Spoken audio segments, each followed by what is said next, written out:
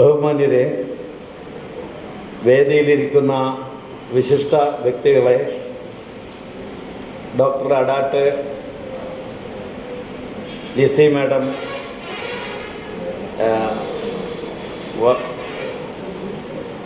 Sister Lucy, ഞാനിപ്പോൾ Lissy madam ബോധപൂർവം പറഞ്ഞതാണ്. പിന്നെ മറ്റുള്ള വിശിഷ്ട വ്യക്തികൾ, എനിക്ക് കൃത്യമായിട്ട് പേരറിയില്ല. ഇവിടെ കൊടുത്തിരിക്കുന്ന കാര്യപരിപാടിയിലെ കടലാസിൽ അത് പ്രസ്താവിച്ചിട്ടില്ല. ഏതായാലും ഞാൻ AT കോവൂർ ട്രസ്റ്റിൻ്റെ ചെയർമാൻ എന്നുള്ള നിലയ്ക്ക് ഏതാനും കാര്യങ്ങൾ അധ്യക്ഷ ഭാഷണത്തിലൂടെ പറയുവാൻ ആഗ്രഹിക്കുകയാണ്. ഇപ്പോഴേ AT കോവൂർ ട്രസ്റ്റിൻ്റെ സെക്രട്ടറി ധൻവച്ചപുരം സുകുമാരൻ ചില കാര്യങ്ങൾ പറഞ്ഞു. 1978 സെപ്റ്റംബർ 18 AT കോവൂർ തൻ്റെ ശരീരം സിലോൺ മെഡിക്കൽ കോളേജിൽ കൊടുക്കുന്നത്. അതിൽ നിന്ന് ഇൻസ്പിറേഷൻ കിട്ടിയിട്ടാണ് അതിൻ്റെ അടുത്ത വർഷം 1979 എൻ്റെ അമ്മയുടെ ശരീരം കോഴിക്കോട് മെഡിക്കൽ കോളേജിൽ കൊടുക്കുന്നത്. അതൊരു പോരുമൊക്കെ പറഞ്ഞതല്ല. ഇത്തരം കാര്യങ്ങൾ നമ്മൾ ചിന്തിക്കുന്ന കാലഘട്ടം പോലുമല്ല അത്. മറ്റൊരു സംഗതി കൂടിയുണ്ട്. സാർവത്രികമായി രക്തദാനം നിർവഹിച്ചു തുടങ്ങിയത് കോഴിക്കോട്ട് നിന്നാണ്. 1976 അവിടെ മെഡിക്കൽ കോളേജിലെ വിങ്ങിനെ കൊണ്ടുവന്ന് ഞങ്ങൾ വലിയ ഒരു പരിപാടി സംസ്ഥാന സമ്മേളനത്തോടനുബന്ധിച്ചിട്ട് പരിപാടി ഉണ്ടാക്കുകയും ആ പരിപാടിയിൽ പ്രധാനപ്പെട്ട ഒരു ഇനമായിരുന്നു രക്തദാനം ചെയ്യുക എന്നുള്ളത്. അതിനുശേഷം ഉണ്ടാക്കിയ ഏതാണ്ട് 140 ആളുകളുടെ ലിസ്റ്റ് കൈവശം വയ്ക്കുകയും ഏത് രക്തമാണ് ആവശ്യം ഉള്ളത് എങ്കിൽ ആ രക്തത്തിൻ്റെ ഗ്രൂപ്പ് കണ്ടെത്തി അവിടത്തേക്ക് ആളുകളെ അയക്കുന്ന പതിവായിരുന്നു 1976 മുതൽ ഞങ്ങൾക്ക് ഉണ്ടായിരുന്നത്. അത് കൂട്ടത്തിൽ പറഞ്ഞെന്ന് മാത്രം. ഇനി നമ്മൾ വിഷയത്തിലേക്ക് വന്നാൽ, ഗ്രീക്കിലെ ഈജിയൻ എന്ന് പറയുന്ന സ്ഥലത്ത് കോസിൽ, പ്രത്യേക സ്ഥലം കോസിലാണ് വൈദ്യശാസ്ത്രത്തിൻ്റെ പിതാവ് ഹിപ്പോക്രാറ്റസ് ജനിച്ചു വളർന്നത്. അദ്ദേഹം പിൽക്കാലത്ത് ചെറിയ തോതിലുള്ള പഠനമൊക്കെ കഴിഞ്ഞ് പിൽക്കാലത്തൊരു ഫിസിഷ്യനായി. വൈദ്യശാസ്ത്രത്തിലെ ചില പ്രത്യേക ഭാഗങ്ങളിൽ, പ്രത്യേക ഘടകങ്ങളിൽ അദ്ദേഹത്തിനുണ്ടായിരുന്ന അടങ്ങാത്ത ദാഹം, മനുഷ്യ ശരീരത്തെ കീറി മുറിച്ച് നോക്കണം എന്നുള്ള ഒരു ദാഹം അദ്ദേഹത്തിനുണ്ടായിരുന്നു. അന്ന് ഇന്നത്തെ പോലെ മനുഷ്യ ശരീരം കീറി മുറിച്ച് നോക്കുക എന്ന് പറയുന്നത് എളുപ്പമല്ല. ഒരുപാട് റെസ്ട്രിക്ഷൻ ഉണ്ട് അങ്ങനെ കിട്ടണമെങ്കിൽ. എന്നാൽ ഹിപ്പോക്രാറ്റസ് തനിക്കൊരു മനുഷ്യ ശരീരം കിട്ടാൻ വേണ്ടി പല രാത്രികളിൽ ശ്മശാനങ്ങളിൽ നിന്ന് ശ്മശാനങ്ങളിലേക്ക് യാത്ര ചെയ്തു കട്ടെടുക്കാൻ. അങ്ങനെ അദ്ദേഹത്തിന് കോസിൽ വെച്ച് ഒരു മൃതശരീരം കിട്ടുകയും അദ്ദേഹം സംഘടിപ്പിക്കുകയും അതിൻ്റെ മസിലുകളെ പറ്റി അദ്ദേഹം പഠിക്കുകയും ചെയ്തു. ആധികാരികമായിട്ട് തന്നെ അദ്ദേഹം തൻ്റെ വൈദ്യശാസ്ത്ര വിജ്ഞാനം രേഖപ്പെടുത്തുകയും അതാണ് ഇപ്പോഴും 2026 പോലും മസിലുകളിലെ കുറിച്ചുള്ള പഠനം വൈദ്യശാസ്ത്ര വിദ്യാർത്ഥികൾ ആ പഠനം തുടങ്ങുന്നത്. അപ്പോൾ ഞാനിത് പറഞ്ഞത് മനുഷ്യ ശരീരത്തിൻ്റെ വിവിധ ഭാഗങ്ങളെക്കുറിച്ച് പഠിച്ചുകൊണ്ടാണ് നമ്മളൊക്കെ രോഗങ്ങൾക്ക് പ്രതിവിധി കാണുന്നത്. ആന്തരികമായ അവയവങ്ങൾ, ആ അവയവങ്ങൾക്കുണ്ടാകുന്ന രോഗങ്ങൾ, അതിൻ്റെ പ്രത്യേകതകൾ എന്നൊക്കെ മനസ്സിലാക്കിയിട്ട് നമ്മുടെ വൈദ്യശാസ്ത്രം കുതിച്ചുകൊണ്ടിരിക്കുകയാണ്. അങ്ങനെ കുതിച്ചുകൊണ്ടിരിക്കുമ്പോൾ അതിൻ്റെ ഒരു കാലത്തിൻ്റെ ഒരു പാർശ്വഭാഗത്ത് നമ്മളിവിടെ ശരീരദാന പ്രക്രിയയുടെ ഒരു നേരും മൊഴിയും മനസ്സിലാക്കാൻ വേണ്ടിയിട്ടുള്ളൊരു യോഗത്തിലാണ് ഇരിക്കുന്നത്. ഇവിടെ ഇരിക്കുവാൻ ഇങ്ങനെ കാരണക്കാരനായത് പൗലോസ് സാറാണ്. അദ്ദേഹം ശരിക്കും ഒരു സാമൂഹികമായ പ്രതിബദ്ധതയുള്ള ഒരാളായതുകൊണ്ട് സുകുമാരൻ പറഞ്ഞിട്ടുണ്ട്, തനിക്ക് ചെയ്യാൻ കഴിയുന്ന, ഈ സമൂഹത്തിന് ചെയ്യാൻ കഴിയുന്ന ഒരു വസ്തുത എന്താണെന്ന് വെച്ചാൽ ഇതിൻ്റെ നന്മ, ശരീരം എന്തിനാണ്, മൃതശരീരം എന്തിനാണ് കൊടുക്കുന്നത് എന്ന് മനസ്സിലാക്കിക്കൊണ്ട് അദ്ദേഹം ആദ്യമായിട്ട് തൻ്റെ വക ഒരു 500,000 രൂപ കോവൂർ ട്രസ്റ്റ് നൽകുകയാണ്. അതിൻ്റെ ഒരു ബാക്കി പത്രമായിട്ടാണ് നമ്മളിവിടെ ഇപ്പോൾ ചേർന്നിരിക്കുന്നത്. പിന്നെ മറ്റൊരു കാര്യം പറയാനുള്ളത്, നമ്മുടെ ഈ അടുത്ത് മൃതി അടഞ്ഞ ഒരു കൊച്ചുകുട്ടിയുടെ ഓർമ്മയ്ക്ക് വേണ്ടിയിട്ട് നമ്മളിവിടെ എഴുന്നേറ്റ് നിന്നു. യുക്തിവാദികളെ സംബന്ധിച്ചിടത്തോളം ആത്മാവിൻ്റെ അസ്തിത്വം എന്ന് പറയുന്നതില്ല. അതിന് അനേകം പരീക്ഷണങ്ങളുണ്ട്. അതൊന്നും ഈ സമയത്ത് നമുക്ക് പറയേണ്ടതില്ല. എങ്കിൽ പോലും അതുകൊണ്ടാണ് നിങ്ങളെല്ലാം എഴുന്നേറ്റ് നിന്നിട്ടും ഞാൻ എഴുന്നേറ്റ് നിന്നിട്ടില്ല. അസ്തിത്വമില്ലാത്തൊരാത്മാവിന് നിത്യശാന്തി നേരുവാൻ അതൊരു എന്താണ് പറയുന്നത്, ഒരു യഥാർത്ഥ വസ്തുതയാണ്. ഇതിന് തന്നെ സോവിയറ്റ് യൂണിയനും അമേരിക്കയും കൂടിച്ചേർന്നുള്ള പരീക്ഷണങ്ങൾ നടത്തിയിട്ട് ആത്മാവ് ഇല്ല എന്ന് വസ്തുനിഷ്ഠമായി സമർത്ഥിച്ചതാണ്. പക്ഷെ അങ്ങനെയുള്ള സമയത്ത് കുട്ടിയെ ബഹുമാനിക്കാൻ നമുക്ക് മറ്റു രീതിയിൽ ഇത് ചെയ്യാമായിരുന്നു. പോട്ടെ, ഞാൻ എഴുന്നേറ്റ് നിൽക്കാത്തത് എന്തുകൊണ്ട് എന്ന് ചിലർ സംശയിച്ചേക്കാം. അതുകൊണ്ടാണ് അത്രയും കാര്യം പറഞ്ഞത്. നമ്മൾ വളരെ കുറച്ച് കാലമായിട്ടേ ഉള്ളൂ മൃതശരീരം മെഡിക്കൽ കോളേജിന് കൊടുത്തു തുടങ്ങിയിട്ട്. ഇത് എന്തുകൊണ്ട് ഇത് ഇത്ര താമസിച്ചു പോയെന്ന് പറഞ്ഞാൽ, വിശ്വാസികളായ ജനങ്ങളാണ് ലോകത്ത്, നമ്മുടെ കേരളത്തിലും എമ്പാടുമുള്ളത്.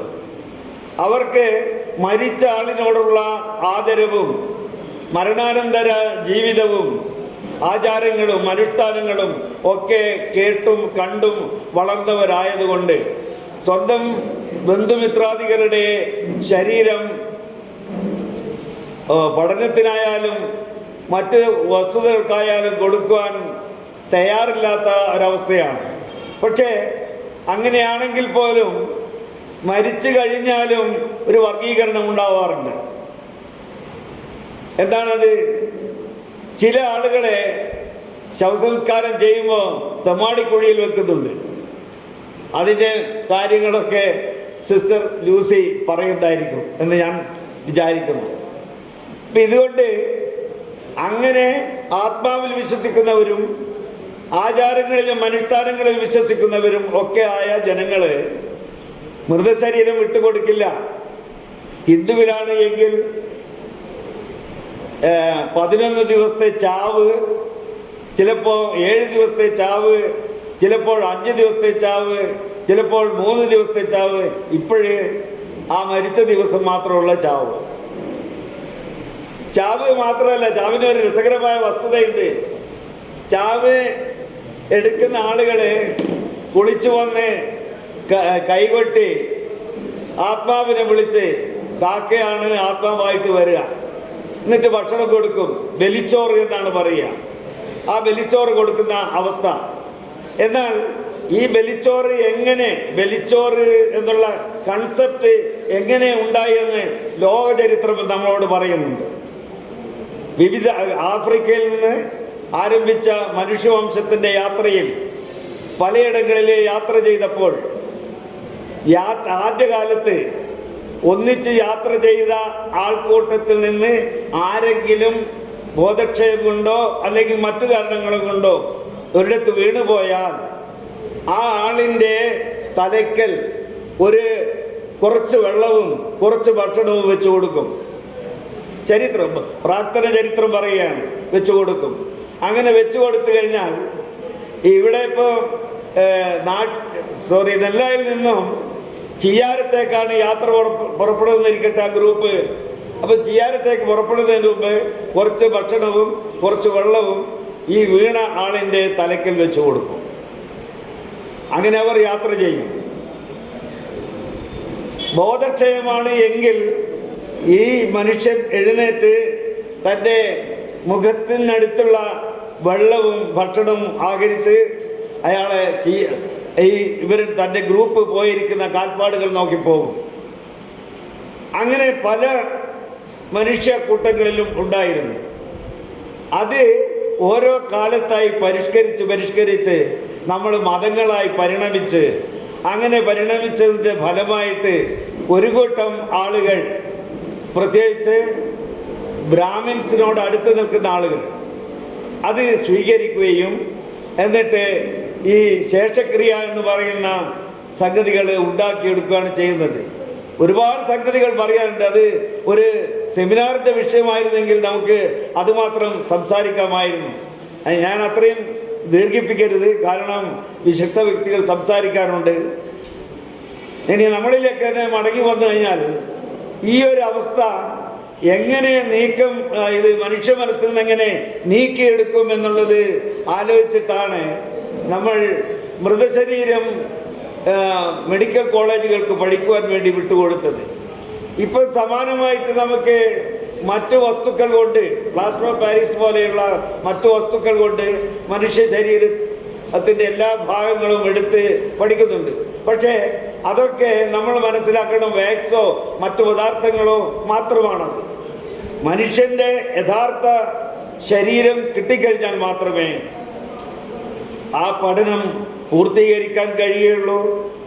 ഏറ്റവും കൂടുതൽ മൃതശരീരങ്ങൾ കൊടുക്കുന്നത്, ലോകത്ത് മൃതശരീരങ്ങൾ കൊടുക്കുന്നത് ശ്രീലങ്കൻ ജനതയാണ് എന്നാണ് പറയപ്പെടുന്നത്. മറ്റുള്ള രാഷ്ട്രങ്ങളോ അല്ലെങ്കിൽ മറ്റുള്ള ഭൂഖണ്ഡങ്ങളോ നോക്കിക്കഴിഞ്ഞാൽ ഇപ്പോഴും ആചാരത്തിൻ്റെയും അനുഷ്ഠാനത്തിൻ്റെ കെട്ടുപാടുകളിൽ കെട്ടിക്കിടക്കുകയാണ്. നമ്മുടെ കേരളത്തിലും ഇതുണ്ട്. ഈ അടുത്ത് ഒരു കമ്മ്യൂണിസ്റ്റ് ആചാര്യൻ്റെ ശവം അത് മെഡിക്കൽ കോളേജിന് കൊടുത്തെങ്കിലും അതിന് മകൻ സമ്മതിച്ചു, മകൾ സമ്മതിച്ചില്ല. അത് സർക്കാർ എന്ത് ചെയ്യണം? അത് ഒരു പ്രത്യേക തരത്തിൽ സൂക്ഷിച്ചു വെച്ചു. യുദ്ധം കഴിഞ്ഞു കോർട്ടിൽ നിന്ന്, എന്നിട്ട് വിധിയുണ്ടായിട്ടും സമ്മതിച്ചില്ല. ഏറ്റവും ഒടുവിൽ മകളുടെ കാരുണ്യം വരികയും അങ്ങനെ അത് മെഡിക്കൽ കോളേജിന് കൊടുക്കുകയാണ് ചെയ്യുന്നത്. നമ്മൾ ഒരു കാര്യം മനസ്സിലാക്കേണ്ടതുണ്ട്, നമ്മൾ ജീവിക്കുന്ന മനുഷ്യരെക്കാൾ ആദരിക്കപ്പെടേണ്ടത് മരിച്ച മനുഷ്യരെയാണ് എന്ന് നമ്മൾ പറയാറുണ്ട്. അതുകൊണ്ട് ഇപ്പം ഞാൻ മരിച്ചാൽ എൻ്റെ ശരീരത്തിന് എനിക്ക് അവകാശമില്ല, എൻ്റെ ഭാര്യയ്ക്കും കുഞ്ഞുങ്ങൾക്കുമാണ് അതിൻ്റെ അവകാശം. അപ്പോൾ എന്ത് ചെയ്യണം?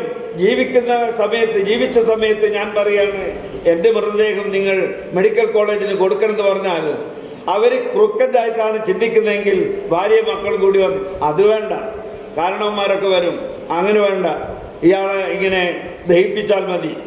ഐവർ മഠത്തിൻ്റെ ആളുകളെ വിളിച്ചു കഴിഞ്ഞാൽ 8 മിനിറ്റ് കൊണ്ട് ഭസ്മമാക്കി തരും, അല്ലെങ്കിൽ ഇലക്ട്രിക് ക്രിമേറ്ററിയിൽ കൊണ്ടുപോകാം എന്നൊക്കെ പറയും. പക്ഷേ ഞാൻ എന്ന വ്യക്തി ജീവിച്ചിരിക്കുമ്പോൾ എന്നോട് കാണിച്ച ആദരവ് ശരിയായിരുന്നുവെങ്കിൽ തീർച്ചയായിട്ടും എൻ്റെ ശവശരീരം അവിടെ മെഡിക്കൽ കോളേജിന് കൊടുക്കേണ്ടതുണ്ട്. അതാണ് വസ്തുത. ആ വസ്തുത വിശ്വാസികൾ അടക്കമുള്ള ആളുകളെ അറിയിക്കാൻ വേണ്ടിയിട്ടാണ് നമ്മൾ ഇത്തരം പരിപാടികളുമായി കേരളത്തിൻ്റെ പല ഭാഗങ്ങളിലും പോകുന്നത്. കഴിഞ്ഞ തവണ വരെ, അതായത് ശൈലജ ടീച്ചർ വരെയുള്ള ആളുകളോട് ഞങ്ങൾ അഭ്യർത്ഥിക്കുകയുണ്ടായി, ഞങ്ങൾക്ക് ഈ മൃതദേഹം അടുത്ത ആശുപത്രിയിൽ കൊണ്ടുപോകാനുള്ള സംവിധാനം സർക്കാർ തരണം എന്ന് പറഞ്ഞിട്ട് അവർ തന്നിട്ടില്ല. ശൈലജ ടീച്ചറിൻ്റെ വീട്ടിൽ തന്നെയാണ് പോയത്. അവർ പറഞ്ഞ് ഞാൻ പറയാം. പക്ഷേ ഇപ്പോഴ് സംഗതികൾ മാറി വരുന്നുണ്ട്. മൃതദേഹം കൊണ്ടുപോകാൻ സമീപത്ത് ഉള്ള ആശുപത്രിയിൽ കൊണ്ടുപോകാൻ വേണ്ടിയിട്ട് ആംബുലൻസ് വിട്ടുതരാമെന്ന് പറയുന്നുണ്ട്.